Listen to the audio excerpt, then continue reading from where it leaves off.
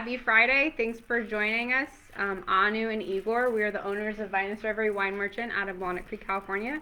Thanks for watching our show for the adventurous wine drinker. We're here for another wine review, Yes. part of our Thanksgiving series for this month, talking about wines that are going to be good with turkey. So, Yeah.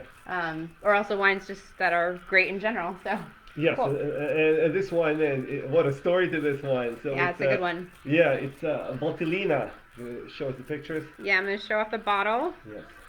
And yeah, tell me a little bit about this wine. So this is by Pepe, the winery Pepe is the producer. and it's Nebbiolo from Nebbiolo. Valtellina. Yeah. Okay. Nebbiolo is the grape. Valtellina is the region. Okay. So this is northwest Italy.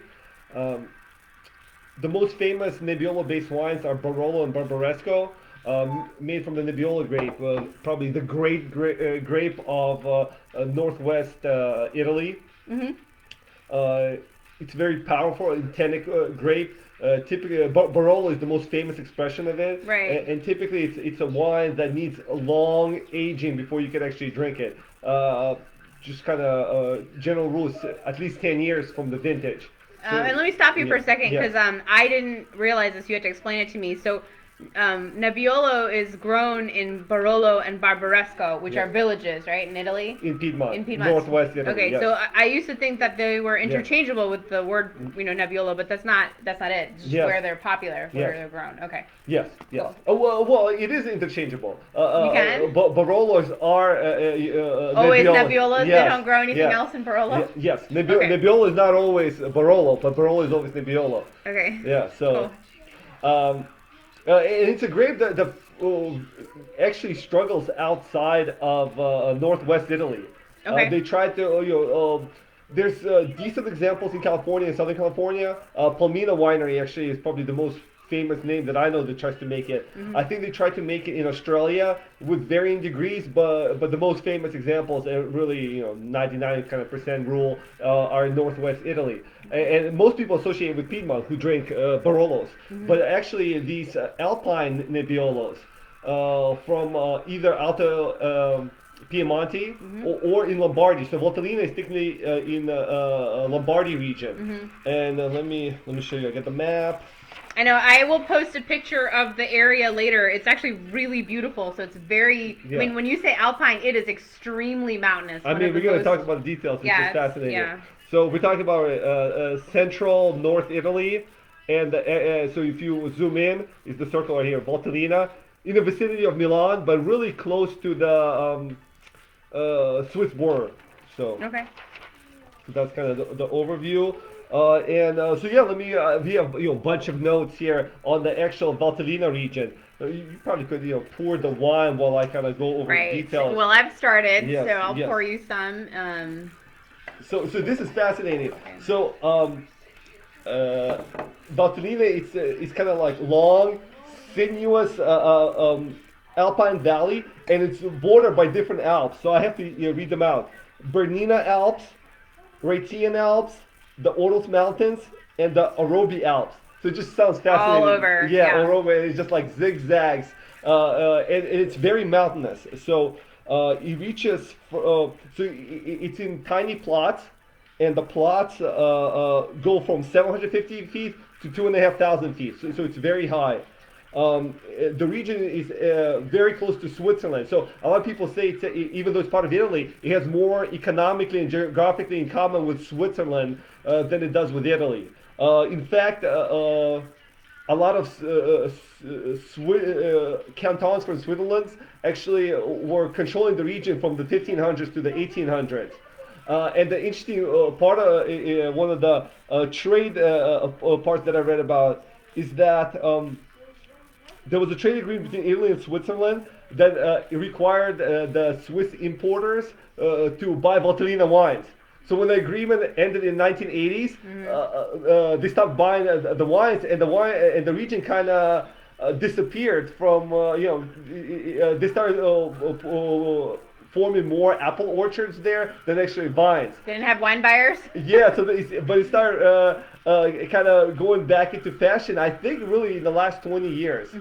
So that's one of the pretty cool things. And you have some information about kind of the historical part of this region. Yeah. Yeah, so first of all, I'm going to post pictures of this region later because they're stunning. I'm talking about imagine terraced kind of cliffs where you can see wine being grown. And just to give you kind of a concept of this area, it was a valley carved by glaciers from the last ice age. So Yeah. very stunning vistas.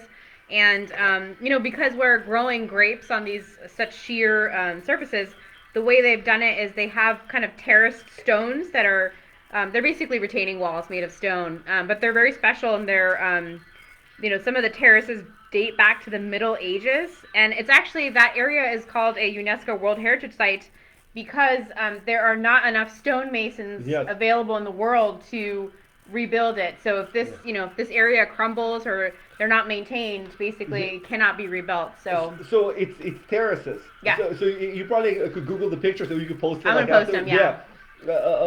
So it's some of the terraces go back, like you were saying, to the Middle Ages. Yeah. And what's fascinating about the thing is they were built by stonemasons, and they're saying that people nowadays don't have that skill set. So if the thing collapses, Yeah. they won't be able to rebuild it. Yeah. So that's why it's unbelievable. And as you were mentioning, it's so high up in the air, you can't have tractors or any type of No. mechanical equipment there. So they used to use right now. Some of the bigger producers can afford pulleys where they pull the Aerial grapes down. pulleys, Yes. yeah. So But other than that, they have that thing called Muretti, right?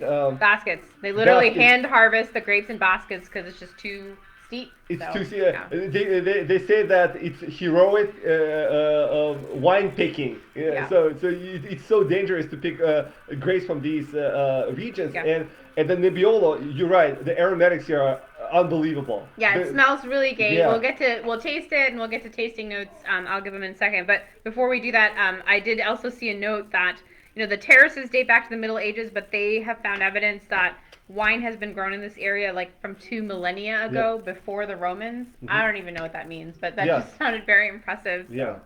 Yeah, this wine smells great. It's got some typical Nebbiolo notes, which are kind of the earth and the cherry. It Yeah. smells very much like a Pinot, very earthy and nice. It's much more, I would say, tart than a Pinot. It's got a bit more acid.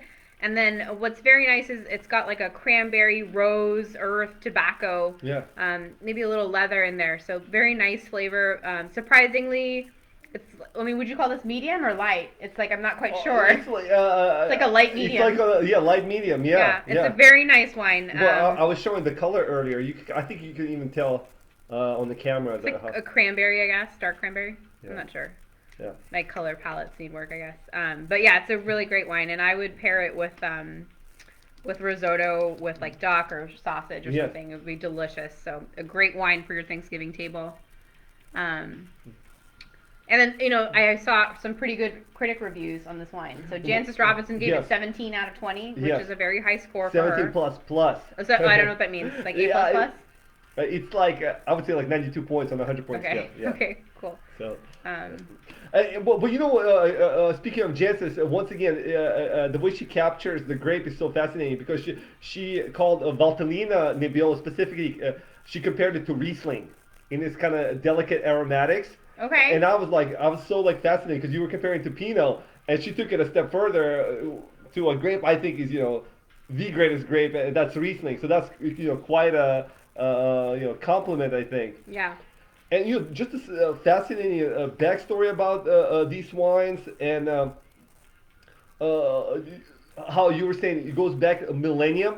I always, to me, I think you could almost have to put a context to it, especially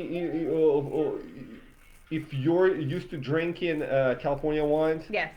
I think this is a perfect contrast of trying something different and finding something spectacular. Because I think that's what it is. I think frequently you kind of get almost stuck in a rut for lack of better things. You know California wine, you familiar with it, so you trust it, and you're kind of concerned about venturing out of it. But this is just one of the examples of the wine world is vast, and there's spectacular ones out there. Spectacular. Right. And they've been doing that for millennium, and it says here, so they know what they're doing. So. And they haven't been doing that in California for millennium. You just have to kind of, I think, sometimes put in perspective and gotta get out of your comfort zone. Not I think you gotta get out of the mindset of, oh man, I'm not gonna like it, versus into the mindset like, what if I discover something that's spectacular? Right. It's literally, I think it's a mindset. Yeah, this is definitely spectacular. It's No, smells amazing. getting red like From drinking the wine? from You just started. from talking about it. Yeah, yeah, Okay. yeah. Cool. Yeah. Well, So you have like food pairings and I did the food pairing yeah. already, so Yeah. I said risotto with sausage and game and duck. The reason I said that is it's got, a good tannic and acid structure.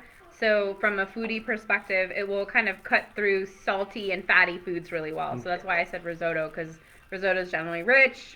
Duck is very rich. So I'm all about the salt, acid, kind of fat balance Yeah. thing when you're cooking. So that's my spiel on that. And it's a fifth generation owned winery. It was founded in 1860. They think the winery was founded then.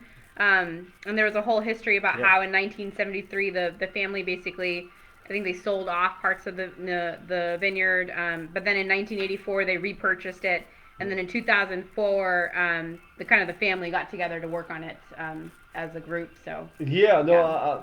I've known about.